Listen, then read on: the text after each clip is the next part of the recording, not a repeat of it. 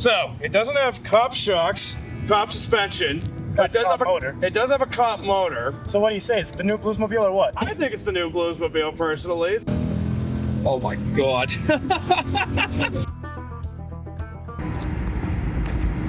Welcome back to Live Free and Drive, everybody. Today, we are focusing on a Crown Vic, which, if you were born before the year 2010, you will absolutely be familiar with these things. The one thing I've always wanted in one of these was a manual transmission. They only came with a 4-speed automatic, which is fine, but however, today we have found one of his automotive wet dreams, and this is it. This one has a 5-speed from a Mustang, so let's get right into it. Billy, would you like to come over? Introduce yourself, sir. I'm Billy Savage, and this is my 2008 Crown Victoria. It's got a TR3650 out of a 2001 Mustang Mach 1. And this is my first car, and it's just been a passion project. Which is fantastic. So what made you decide on the Crown Vic? It wasn't what I wanted. I wanted a 944, but my mom wanted me to have a nice, big, safe car. And when they told me it had a V8 and rear-wheel drive, I was like, okay, we'll see what we can do. Yeah. And so it's come quite a long way. Starting off, the first thing I did was a MagnaFlow exhaust catback system. We've also got the interior swap from a LX Sport Crown Victoria. Obviously, the TR3650. How was the interior of this when you bought it, like condition-wise? Because this is an ex-cop car. Yeah. So cop cars are obviously, you're either going to get one that's like detective-driven and never done anything, a total cream puff, or completely ruined and had every piece of DNA from a single town zip code in it. Well, that's kind of the fun about it. This car came from Tampa Bay, Florida. This was a Tampa Bay detective car. Well, that explains why it's so nice. Yeah, so it's rust-free and everything like that. It was a detective car, so, I mean, there's a couple dings and dents. There's some scratches back here where some guys got locked up and cuffed and everything. But that just adds to the character. Exactly. Like I wouldn't even want to get rid of those now, knowing that's what that's from. But the interior was in pretty good shape, but I didn't really like the slippery rubber floor mats and the big cushy seats, big detective seats. So it's got the whole interior swap. We've got the wood grain dash now. We've got a nice Pioneer head unit and sub. Redid all the speakers and everything. 1992 Honda Prelude SI seats, which I think is like the coolest thing in the world. Like I'm almost more obsessed with that than the transmission. That's just so wild to me that you thought to do. As far as suspension goes, it's got a RideTech coilover system, Fox shocks in the rear, ADTR front and rear sway bars, GT500 front end links for the sway bar, shit. Some sticky Nitto tires, and in the back, ADTR is a company who does all sorts of Crown Vic stuff in California. They cut the centers out of the factory police wheels, and then they put a wider hoop on it so you can actually run a bigger tire. So it got 255 front and 275 rear. Factory, these cars only came with 235 on all four corners. It's funny too, because you almost think they'd want to do something like that where it was meant to chase things that are fast and can handle good. Oh, dude, this thing's so slow. It's definitely a dawn from another era. Like it's got the 4.62 valve V8, and as you know, as anyone's ever met, it probably screams. It's the best sounding 200 horsepower you'll ever hear in your life. Oh, they're gutless. Oh, they really are. Not to mention when you add, 6,000 pounds and a full frame on it, it doesn't help anything. You'd be surprised. This one only tips the scales at 3,300 at New England Dragway. There you go. I also very much enjoy the fact that you've kept the cop car look.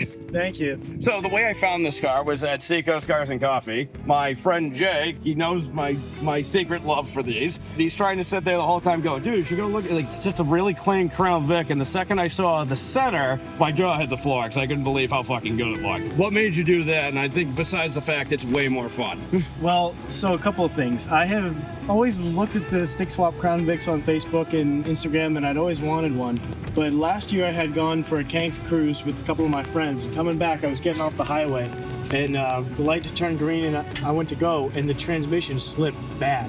And I knew it had needed to be rebuilt. It slipped a couple times before that, but man, it was on its way out. And so I was looking at the prices, and to have it rebuilt versus just do a whole manual swap was about the same. So I figured now's the time, if ever there was one. That was one big reason. Another big reason is because Ford never changed the transmission bolt pattern between the Coyote and the mod motors. Really? So I have a Coyote I'm building for it, and we can keep the TR3650. Oh, that's fantastic. Yeah. Sorry, Mustang people. As someone who had an MT82, they suck. After getting a Tremec Mustang coming from an MT82, I didn't realize how bad it was. So just having that transmission in there, so much better. I have a huge fetish for things that are like could have existed and didn't, and this is exactly what this is. Probably the most massive utility vehicle like ever. And they look amazing, and they just the history behind these cars is just so amazing to me. So yes, would you like to go for a ride and talk about it some more? Okay. Driving the manual Crown Vic, I figured out real quick what kind of clutch it was. It's heavy as hell from what I'm used to. Really heavy. It's incredibly heavy. All right. So I shoved the cinder block level clutch in, rev it up. Okay, there we go. I'm getting better with it. And now it's hit the road.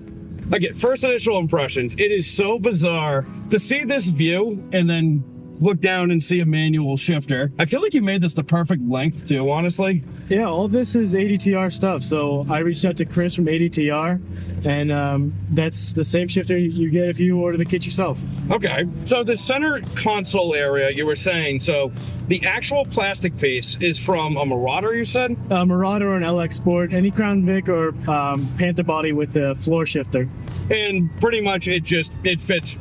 And the manual shifter fits perfectly in it. Bolts right in. And Yep. actually, the shifter, I didn't have to cut or notch anything. It just comes right through. The steering so far, it does feel a little floaty still. I did notice that. It feels like a Crown Vic, but it does feel tightened. It's not like a GT3 RS, but it is as tight as I could get it. I mentioned the Coyote swap earlier. Coyotes famously do not have provisions for power steering pumps, and this is a hydraulic rack.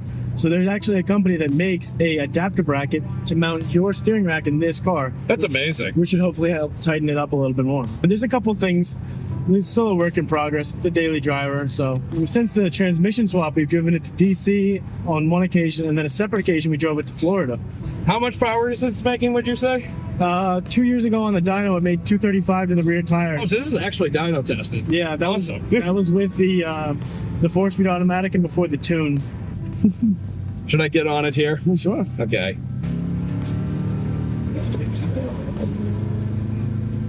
Okay.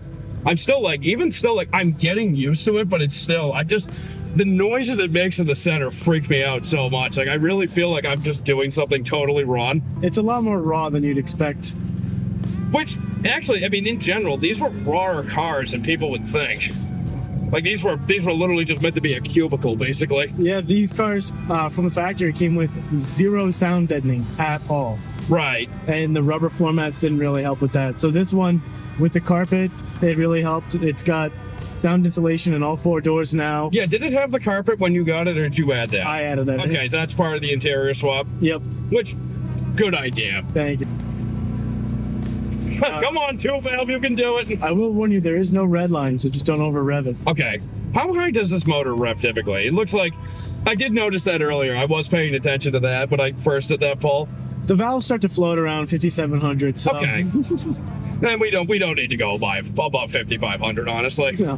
I take everything back about that floaty. I love the level of floaty you have still. It's perfect. Yeah, don't want to go too crazy. Right, exactly. Like, it keeps you in check. It definitely keeps you in check, but like that was, like I said, half the fun of these cars, is how much of a boat they feel like. Now, I do appreciate you letting me drive this, because like I said, this is like a dream come true car for me. It's like, it's one of those like, it sounds so dumb, but like it really is. Like, I've just always wanted to know what one of these feels like. There was a company, Kenny Bell, that back in the day offered superchargers, that some dealers offered the superchargers through the dealer network. But even with those, they made like 290 horsepower. Right. They were anemic. The 2-valve doesn't even breathe. I still can't get over that whole thing you were saying about the 20 plus miles per gallon in a Crown fucking Vic. Yeah, it's a 18-gallon tank. I try to fill up around 16, 17 gallons empty. Yep. And we were driving it to Florida in July, and it was getting 400 miles to 17 gallons. So pretty good for a Crown Victoria. I don't really do that. I've never really asked this in a review, but I kind of want to stop and have you show me what it can do on this road. Sure.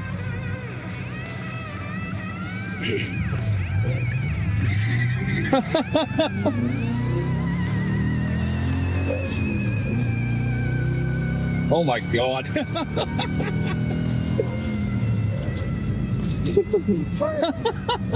That was pretty good. Maybe they'll think you're a cop.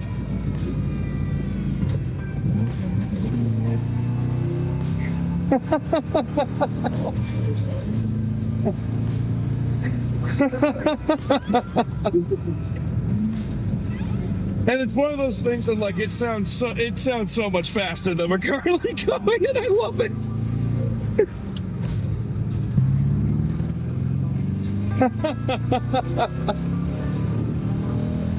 Oh my god.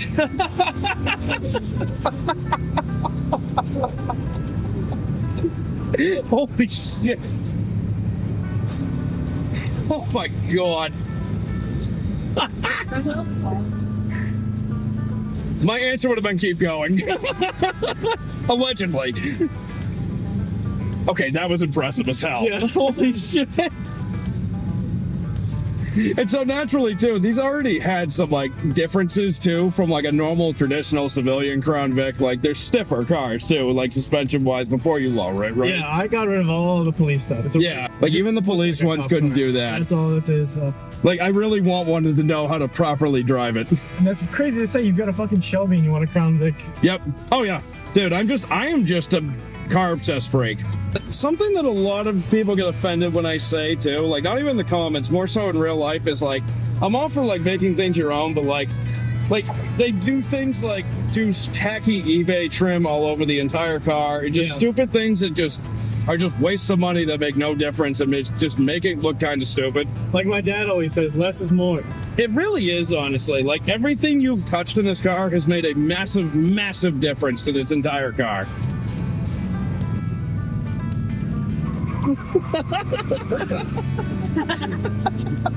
You did exactly what I was hoping you would do.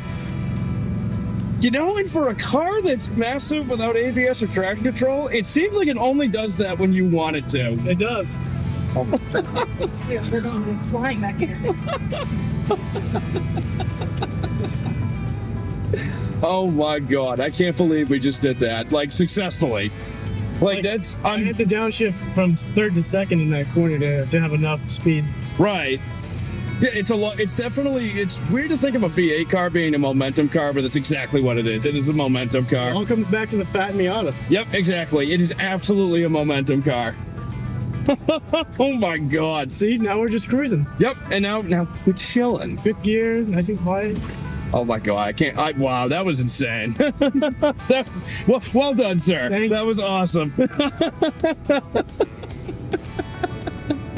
Oh my god, you don't need expensive cars to have fun. No, You know how much money went into this. that's true too. Yep, we don't need that negativity in this chat. 5, 3.9.